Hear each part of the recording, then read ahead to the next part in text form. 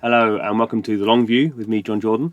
So I'm doing a first play and the game is Supercell's Clash Quest. So this is one of the three new Clash games that Supercell just announced. This one's just gone into soft launch. So it's available actually on the Apple App Store and the Google Play Store in Scandinavia. So that is Denmark, Sweden, Norway, Finland and Iceland. I got this from the Swedish App Store. So I should point out this is very early in the development. So although it's a very polished game, as you'd expect from Supercell, a lot of things may change. So over the years, I've played a lot of Supercell's games in soft launch. A whole bunch of them it didn't even get released. They were killed in development, and a whole bunch of other ones were heavily changed. I guess Brawl Stars being one that basically went through pretty much every change you could imagine. So don't expect the final game will be like this, but this gives us a taste of what they're trying to do. So you can see here, this is kind of the basic kind of map structure. I've just started playing, so I'm on this island here. So you can just see that I'm going to do the first boss mission, which is this one up here. But before I get there, let's quickly go through some of the head-up display stuff. So the shop, I need to collect 20 stars, 20 chests before I can unlock the shop. So I've only got 18. You can see at the top of the screen. So this is basically locked until I complete that boss. These are the characters I've got at the moment. We can see obviously there's a whole bunch to be unlocked, and as we'll see in the game, you basically, as you complete the levels, you get kind of 1, 2, 3 stars. You also get rewards, and those rewards are ways of leveling up your characters. So you get sort of mana, it's like a mana, I guess, mana liquid. And that's locked to each of these characters, so you can't just level up the character you want. It's locked to the characters. So I've not been leveling them up, so now I can level them up. Although I'm not quite sure how much money I've got. So every level up, you need to fill up the bar, and you need the soft currency. In this case, 1,200 gold coins. So I'm going to level up my archer. Her attack's going to go up by 6. Her health's going to go up by 9. And there she goes. What else can we do? Barbarian, always very useful. So again, I've got enough money to level him up. So that's gone well, and probably the wizard. Let's go for the wizard. Still doing okay on the gold and probably the fireball. So not got enough for the fireball. So I could buy that with the soft currency, the hard currency. Sorry, I've got 150 hard currency gems, but let's save those. So I've leveled everything up that I can do. Let's go in and do this level. So I'll go a bit slowly and try and give a view of how I understand how the game works. So we can see this is my squad. I can't swap other characters in because I've only got these characters at the moment. There's the boss. I'm going to actually only get one. Looks like I'm only going to get 1 star for beating him. So this is a bit of a tutorial going through here. So the prince is talking to the true Goblin King. Okay. So obviously, I should point out that this game has, going through the tutorial, has quite a lot of dialogue with the characters. So they're really trying to play on the fact these are the Clash of Clans characters in a different setting. So what we've got here, we can see there's a 4x4 grid. These are my characters.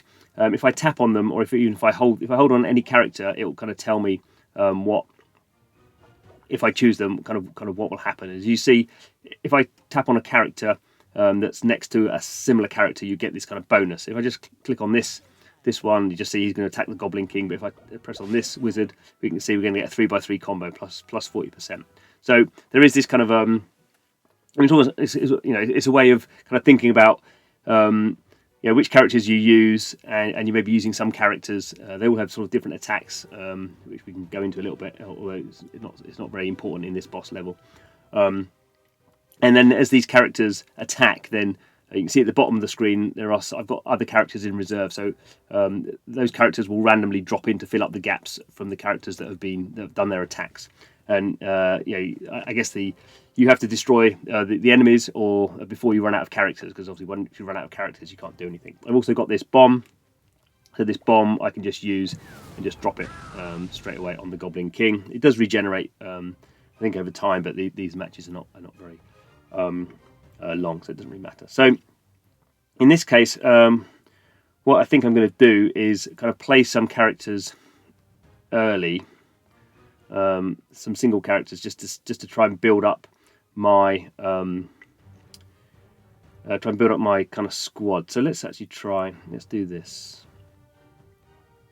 So these two are going to go first. Then everything's going to shuffle up. Now he's moved. That's annoying. So we can now see he's getting ready to do an attack. We can see here it's actually really nice that these characters are kind of these wizards on the left hand side are kind of like, you know, have changed their animation because they're going to get bashed by the attack. It's annoying that if I was going to try and use these, but I don't think they run down the lane, so they would miss him because he just moved out of their range. So probably what I need to do is use some of these range characters. So they're going to throw a fireball, and that's going to be 40% attack. He's just bashed them. So he's bashed their health. They're still alive, so that's good. What else could we do? So really on this side, I'm going to have to wait really until he moves. I shouldn't probably overthink this really, because that would be a bit ridiculous. So let's get him to do one. They'll shuffle up. Now he's gone. So these are all going to go 60% attack because I've got all those guys up.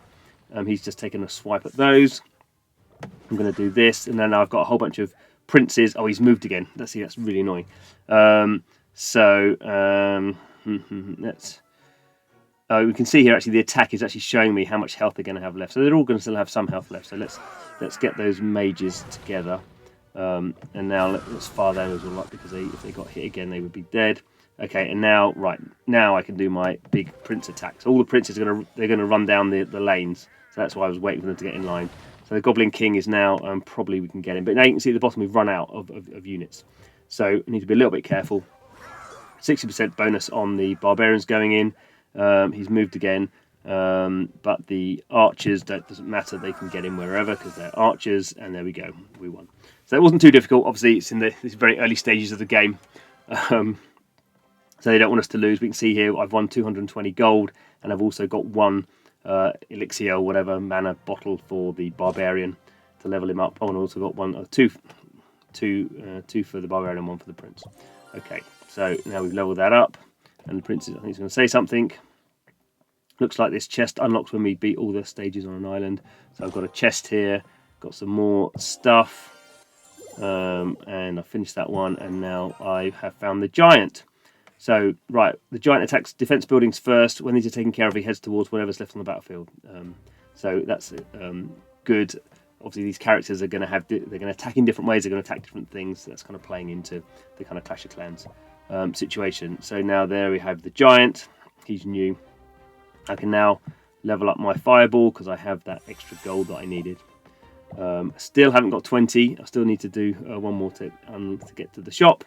Okay, so I have to go through another situation in order to unlock that, and then be able to wind my way through and unlock all these things.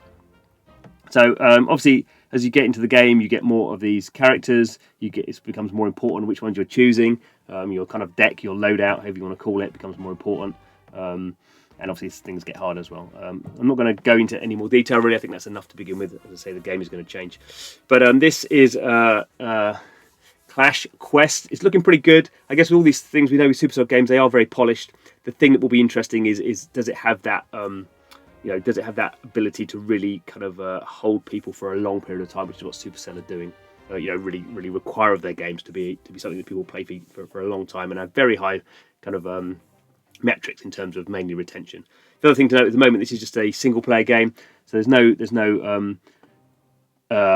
not very clear how you would make it PvP. I guess you could do it in a way, but maybe this is a sort of game that's designed to be somewhat different. Not all games need to have PvP, although I'm sure they have thoughts for how you would do this sort of stuff, or how you would have guilds, or all that sort of thing. At the moment, it looks a pretty sort of clean, you could say fairly lightweight sort of strategy game. And maybe that's something that's missing from the market, because everything at the moment has PvP kind of crowbarred into it, and maybe this is a bit refreshing. We will see. Anyway, thanks for watching the video. See you again.